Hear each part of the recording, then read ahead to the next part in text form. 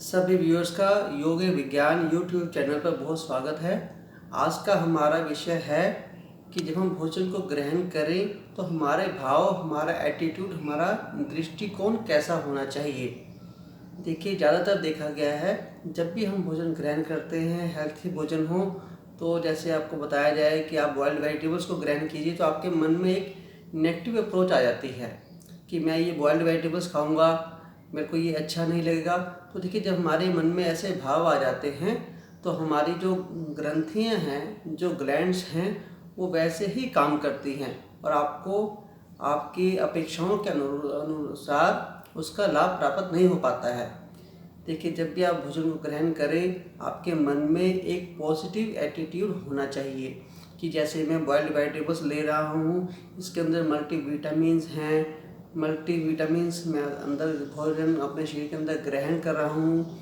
आपके अंदर एक ऐसा सकारात्मक भाव होना चाहिए।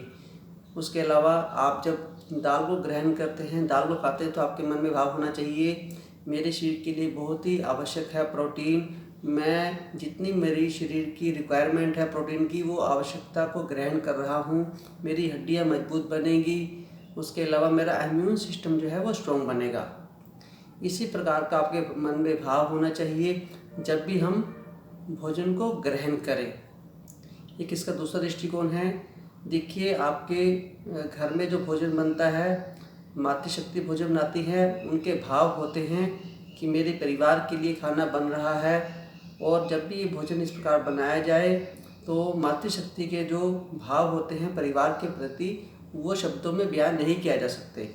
इसी प्रकार यदि आपके घर में कोई मेड खाना बनाती है और किसी कारणवश वो खाना कम रह जाए, तो दोबारा खाना बनाना पड़ जाए, तो जो आपके पारिवारिक सदस्य बनाएंगे, आपकी माताएं बहनें खाना बनाएंगी, तो उनके भाव सकारात्मक होंगे और वो कहेंगी ठीक है, मेरे परिवार के लिए बन रहा है तो कोई बात नहीं, और खाइए।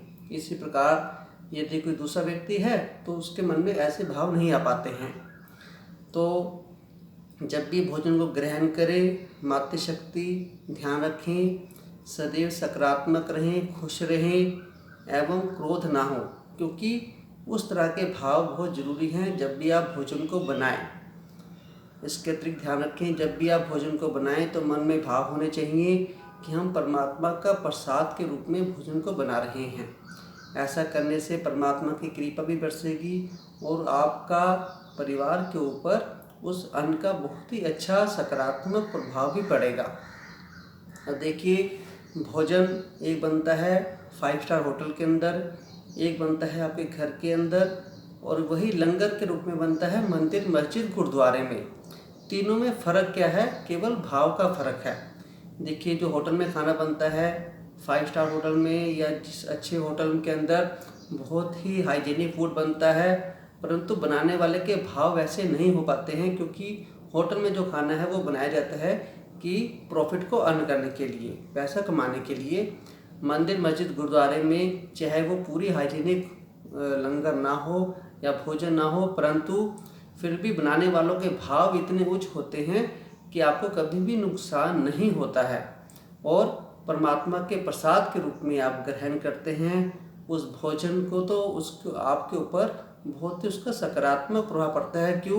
क्योंकि आपकी जो जैसा आप सोचते हैं, आपकी जो ग्रंथियां हैं वैसा ही हार्मोन्स को रिलीज़ करते हैं और वैसे ही आपके शरीर के ऊपर उस भोजन का प्रभाव पड़ता है। इसी प्रकार जो आपका भोजन घर में बनता है, मातृशक्ति का परिवार के प्रति एक सकारात्मक भाव होता है, तो इसी प्रकार भोजन का आपके ऊपर उसका अनुकूल प्रभाव पड़ता है। और देखिए, जैसा अन्न वैसा ही मन बन जाता है। जैसा आप भोजन ग्रहण करते हैं, यह भोजन आपके वर्तमान और संभावित भविष्य के जीवन को प्रभावित करता है। इसलिए जब भी आप भोजन को ग्रहण करें, सकारात्मक दृष्टिकोण से भोजन को ग्रहण करें कि मैं जो भोजन ग्रहण कर रहा हूँ मेरे शरीर के लिए बहुत ही लाभदायक है। इसमें जो कार्बोहाइड्रेट्स हैं अच्छे वाले, मल्टीविटामिन्स हैं, जो प्रोटीन्स हैं, ये अन्य जो भी न्यूट्रिशंस हैं, वो मेरे लिए बहुत ही लाभदायक हैं। ऐसे भाव से भोजन ग्रहण करेंगे तो आपको शरीर के ऊपर बहुत ज़्यादा प्रभाव महसूस होगा, इसका अच्छा प्रभाव। देखिए, जैसा अन्न वैसा मन।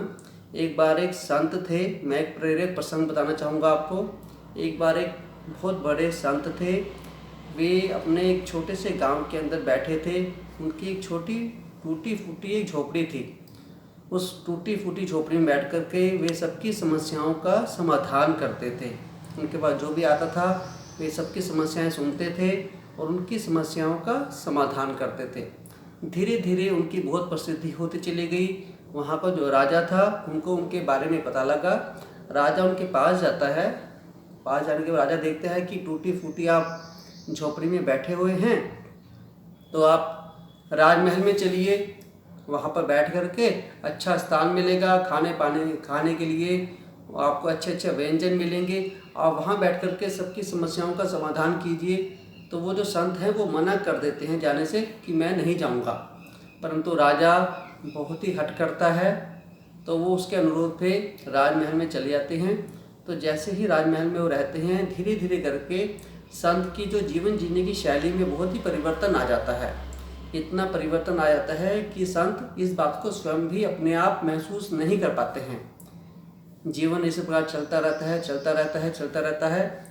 एक बार रात्रि के समय संत के मन में विचार आता है कि मैं रानी के जितने भी गहने हैं, बहुमूल्य हीरे जवाहरात हैं, इनको चोरी कर लूँ। तो संत रानी के राजमहल से वे सभी आभूषण चोरी कर लेते हैं, राजमुद्राएं, हीरे जवाहरात, और दूर एक जंगल में चले आते हैं। सुबह सुबह राजा को ये बात पता लगती है, तो वो सैनिकों को भेजते कि जाइए उस संत को ढूंढ के लेके आइए। परंतु सैनिक उस संत को ढूंढ नहीं पाते हैं। वो संत एक जंगल में एक पेड़ के नीचे बैठे होते हैं, और वो जो पेड़ है वो औषधि का पेड़ होता है। संत को बड़ी भूख लगती है। संयोग की बात है, उस पेड़ के ऊपर एक फल लगा हुआ था, औषधि का वो पेड़ था।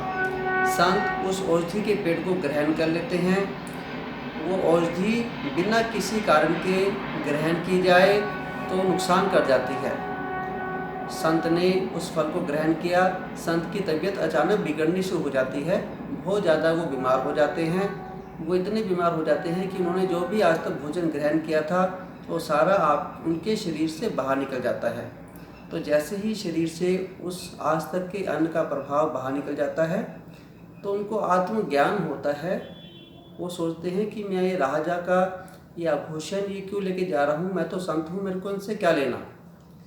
मैं ये राजा का आभूषण हीरे जवाहरात क्यों संभाल रहा हूँ। तो उनको आत्मज्ञान हो जाता है। वो क्या काम करते हैं, वो राजा के पास जाते हैं। पुनः राजा को कहते हैं कि हे महाराज, ये आपके सभी स्वर्ण आभूषण हैं, आप इनको ग्रहण करें। तो राजा उनसे पूछता है कि अगर आपको ये सभी आभूषण वापस ही करने थे तो आपने चोरी क्यों किए। तो संत बोलते हैं कि हे राजन, आपने अवश्य ही जो धन कमाया है आज तक, या राजमहल में जो भी आपके पास धन है, वह या तो आपने दूसरों से छीना है या फिर दूसरों से वसूला है। क्योंकि उस धन के माध्यम से जो भोजन मैंने ग्रहण किया, मेरी बुद्धि भी आपकी जैसी होती चली गई। मेरे विचारों में परिवर्तन आना शुरू हो गया, मेरे विचार, मेरा जीवन बदल गया, और यह सभी प्रभाव उस भोजन का पड़ा। तो इसी कारण से मेरी बुद्धि ऐसे हो गई। मैं धन्यवाद करता हूँ उस वृक्ष का, औषधि के पेड़ का, जिसके माध्यम से शरीर का भोजन का एक एक कण मेरे शरीर से बाहर निकल गया और मेरे को सत्य का ज्ञान हुआ। तो कहने का अभिप्राय है, जिस मेहनत की, ईमानदारी की कमाई से आप भोजन को ग्रहण करते हैं, आपका वर्तमान और आपके जीवन का भविष्य इसके ऊपर बहुत निर्भर करता है। मेहनत ईमानदारी से अपनी कमाई कीजिए, ताकि आप अपने परिवार का अच्छे तरीके से पालन पोषण कर सकें, उनको सद्बुद्धि मिले। धन्यवाद।